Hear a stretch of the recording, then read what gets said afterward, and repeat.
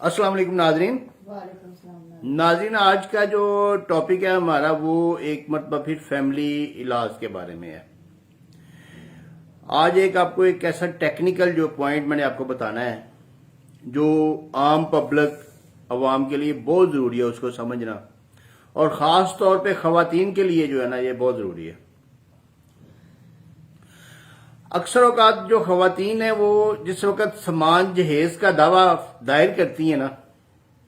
तो उसमें जेवरात जो है ना उस लिस्ट में डाल देती हैं। हालांकि जो लिस्ट है समान जहेज की वो ये शो करती हैं कि हमने उस वक़्त बनाई थी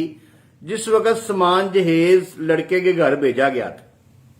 और उसके ऊपर 2 गवाहों के जो है ना वो दस्तखत वगैरह किए जाते हैं। लेकिन उसमें जेवरात वो भी डाल देती हैं जो उनको शादी वाले दिन, निकाह वाले दिन, यानी कि शादी के वक़्त बतौर हक महर उनको मिले थे, वो जेवरात भी उस लिस्ट में डाल देती हैं, जो जिससे ये चीज क्लियर कट साबित हो जाती है कि ये लिस्ट बाद में बनाई गई है। एक तो ये पॉइंट आप लोगों ने नोट करना है कि जिस वक्त आपने समान जहेज की लिस्ट बनानी है तो उसमें जेवरात नहीं डालने, क्योंकि जेवरात जो है ना अदालतें डिग्री नहीं करती।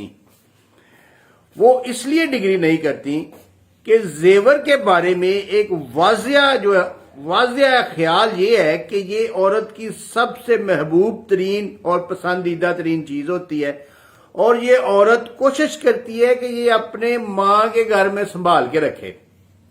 या अपने कस्टडी में, अपने पर्स में, या अपनी किसी ऐसी जगह पे रखे जहां पे उसके खामद को इल्म ना हो।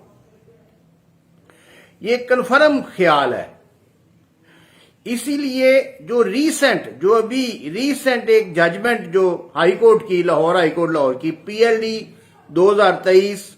लाहौर 669 पेज है उसका, उसमें वाज़ेह तौर पे ये लिखा हुआ है कि जेवरात जो है ना वो औरतों की मलकियत होते हैं और औरतों के पास होते हैं। तो फिर क्या करना चाहिए अगर किसी औरत के जेवरात वहीं रह जाते हैं और वो अपने वालिदैन के घर आ जाती है, तो क्या करना चाहिए? उसका जो मेन पॉइंट जो नोट करने वाली चीज है वो ये है कि अपने केस के अंदर उसको स्नैचिंग यानी कि उसका छीनना या उनका चुराया जाना या उनका गायब किया जाना,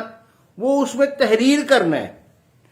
और उसका बकायदा टाइम वक्त हर चीज उसकी जैसे प्रॉपर कोई चीज चोरी होती है या कोई छीनी जाती है,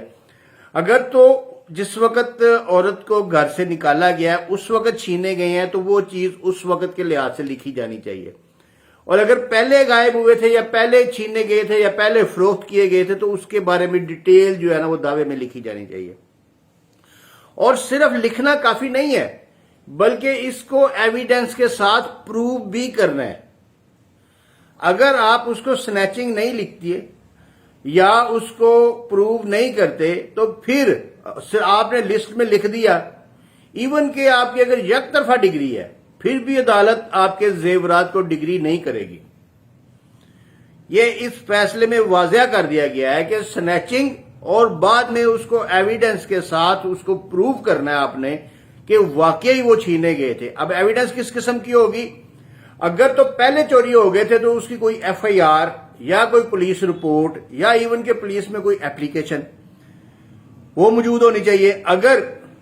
वो जेवरात आपके हस्बैंड ने बेच दिए थे लेके, तो उसकी कोई रसीद या कोई ऐसा कोई सनियारा आके जो शहादत दे कोर्ट में, जिसको आप बजरिया अदालत आप तलब करें और वो अपना रिकॉर्ड लेके आए कि ये बंदे ने ये जेवर मेरे सामने बेचे थे।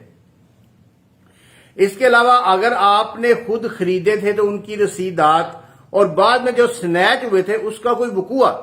यानी कि अगर आपके पास ना कोई FIR है, ना कोई पुलिस रिपोर्ट है, ना कोई एप्लीकेशन है, ना कोई सनियारा है जिसके सामने बेचे गए, हुआ यूं कि आपने जब घर छोड़ा या आपको घर से निकाला गया उस वक्त आपके हस्बैंड ने आपसे छीन लिए।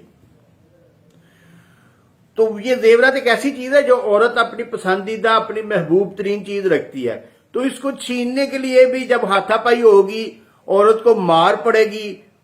हस्बैंड इतनी आसानी से इसको छीन नहीं सकेगा। कम से कम 2, 3, 4, 5 लोग उसमें जरूर इन्वॉल्व होंगे।